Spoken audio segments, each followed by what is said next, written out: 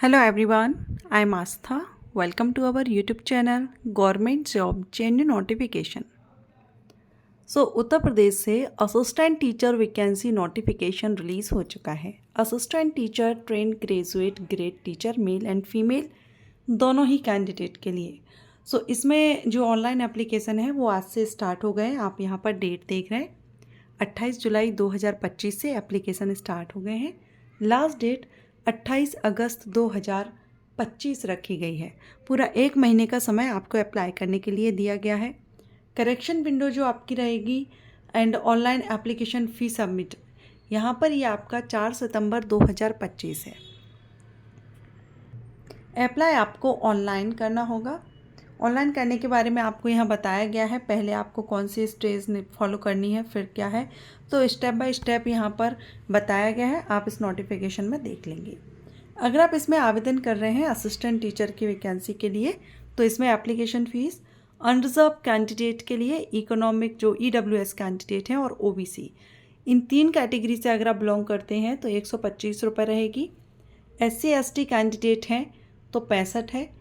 बाकी PWD candidate के लिए 25 और एक्स सर्विसमैन के लिए 65 रुपीज़ एप्लीकेशन फ़ीस रखी गई है। एंड यहाँ ये जो एग्ज़ाम है आपका, इसमें सिलेक्शन रिटन एग्जामिनेशन के बेस पर होगा। नंबर ऑफ वैकेंसी अभी आप स्क्रीन पर देख रहे हैं। टोटल वैकेंसी 7,466 पदों के लिए भर्ती विज्ञापन रिलीज़ हुआ है असिस्टेंट टीचर के लिए। अब ये जो आपकी पोस्ट है ये ग्रुप C की नॉन गेजेटेड पोस्ट है, जिस पर आपकी सैलरी 44,900 से, जो TGT की जो ग्रेड पे लेवल है वही आपका यहाँ पर है, ग्रेजुएट ग्रेड पर है ये। 44,900 से ग्रेड पे 4600 लेवल पर आपकी सैलरी यहाँ पर रहेगी, लेवल 7 पर। अगर आप क्वालिफ़िकेशन की बात करें तो सब्जेक्ट वाइज यहाँ देखेंगे। जैसे पहला यहाँ पर असिस्टेंट टीचर हिंदी के लिए, तो इसमें आपका ग्रेजुएशन मांगा गया है हिंदी सब्जेक्ट से, एज अ सब्जेक्ट आपने किया हुआ हो।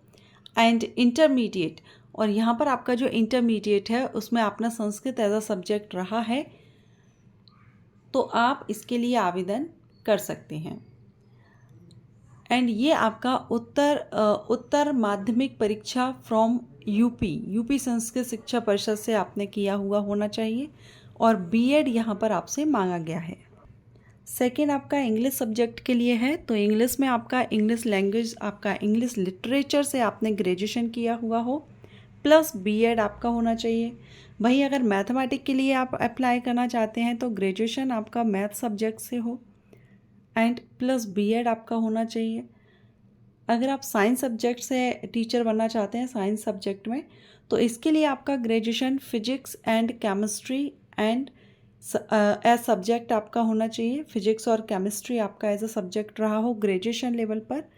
जैसे आप PCB या PCF करते हैं तो फिजिक्स केमिस्ट्री आपके पास रहा हो, आप साइंस सब्जेक्ट के टीचर बन सकते हैं। प्लस BEd सभी के लिए कंपलसरी है। सोशल साइंस में history, geography and political science, economics, इनमें से कम 2 सब्जेक्ट आपके ग्रेजुएशन लेवल पर आपने सब्जेक्ट लिए हों, पढ़े हों, प्लस BEd आपका होना चाहिए। वहीं असिस्टेंट टीचर कंप्यूटर के लिए आपने BTech, BE कंप्यूटर साइंस से किया हुआ हो, या फिर आपने ग्रेजुएशन आपने कंप्यूटर साइंस में किया हो, या आपके लिए और भी ऑप्शन है कंप्यूटर साइंस टीचर के, जिसमें यहाँ पर आप देख सकते हैं आपने ग्रेजुएशन कंप्यूटर एप्लीकेशन में किया हो, या फिर ग्रेजुएशन डिग्री आपने A लेवल कोर्स आपने किया हो, ग्रेजुएशन डिग्री ली है साथ में A लेवल का जो NELIT का कोर्स होता है वो किया हो, या आपने BTech आपने किया हो कंप्यूटर साइंस, या MCA आपने किया हो post graduation in computer science, तो भी आप आवेदन कर सकते हैं। प्लस इसमें आपका BEd होना चाहिए। ठीक, इसके बाद देखेंगे उर्दू लैंग्वेज के लिए, तो ग्रेजुएशन में आपका उर्दू लैंग्वेज आपने पढ़ी हो, प्लस BEd। बायोलॉजी स्टूडेंट हैं, बायोलॉजी के टीचर बनना चाहते हैं, तो जूलॉजी और बॉटनी आपका ग्रेजुएशन लेवल पर एज अ सब्जेक्ट रहा हो, प्लस BEd। अगर आप संस्कृत के टीचर बनना चाहते हैं तो संस्कृत एज अ सब्जेक्ट आपका ग्रेजुएशन में रहा हो, प्लस BEd होना चाहिए। आर्ट के टीचर अगर आप बनना चाहते हैं तो इसमें आपका ग्रेजुएशन मांगा गया है, ग्रेजुएशन आपका मांगा गया है आर्ट से, जिसमें आपका BEd भी यहाँ पर रखा गया है। इसके अलावा या फिर आपने फाइन आर्ट में BFA आपने किया हो, बैचलर इन फाइन आर्ट, या ग्रेजुएशन आपने फाइन आर्ट में किया हुआ है प्लस B.Ed आपने किया है, तो भी आप आर्ट्स के लिए अप्लाई कर सकते हैं। म्यूजिक के लिए ग्रेजुएशन डिग्री आपने म्यूजिक में ली हुई हो, इसके अलावा आपने संगीत विशारद में फ्रॉम, ये आपका यहाँ पर संगीत महाविद्यालय दिया गया है, संगीत प्रभाकर फ्रॉम प्रयाग संगीत समिति, ये अलग अलग लोकेशन यूपी स्टेट से, तो ये आपने किया हुआ है, आप आवेदन कर सकते हैं। लेकिन म्यूजिक में यहाँ पर B.Ed भी रखा गया है, म्यूजिक टीचर के लिए B.Ed भी यहाँ पर रखा गया है।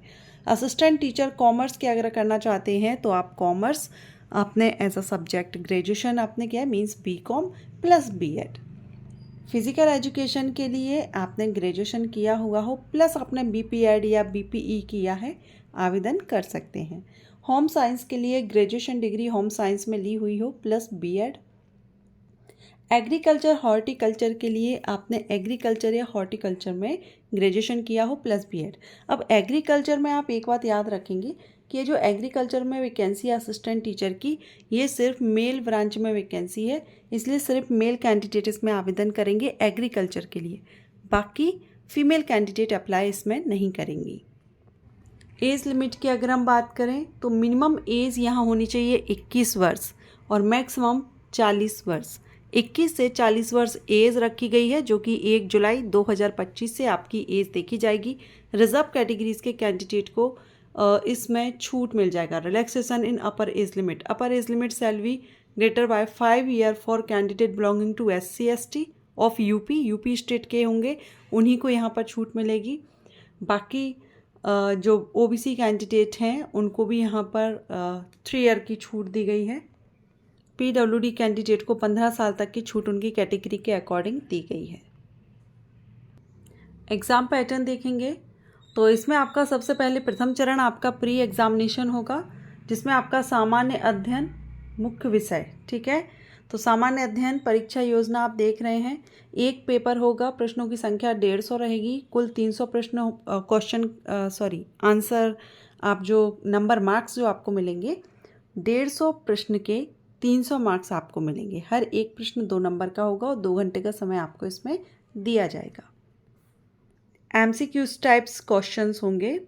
अब जैसे आप सोशल साइंस के लिए कर रहे हैं तो there shall be 4 section in the main subject, जिसमें आपका जियोग्राफी, हिस्ट्री, इकोनॉमिक्स, सिविक्स ये रहेगा, जिनसे 60 प्रश्न होंगे, ठीक है।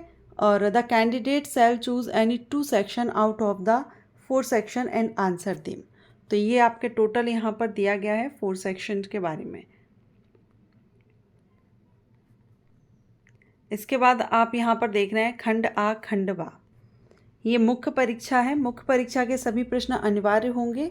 अभी हम प्री का देख रहे थे, अब ये मुख्य परीक्षा का सभी अनिवार्य होंगे। प्रश्नों की कुल संख्या खंडवार होगी, जैसे कि खंड आ खंडवा। खंड आ में आपसे 10 प्रश्न लघु उत्तरीय होंगे 8 अंक का, और खंडवा के अंतर्गत 10 प्रश्न दीर्घ उत्तरीय बड़े बड़े आंसर्स आपको देने होंगे, कम से कम 200 वर्ड्स के, 12 अंक का होगा ये हर एक प्रश्न।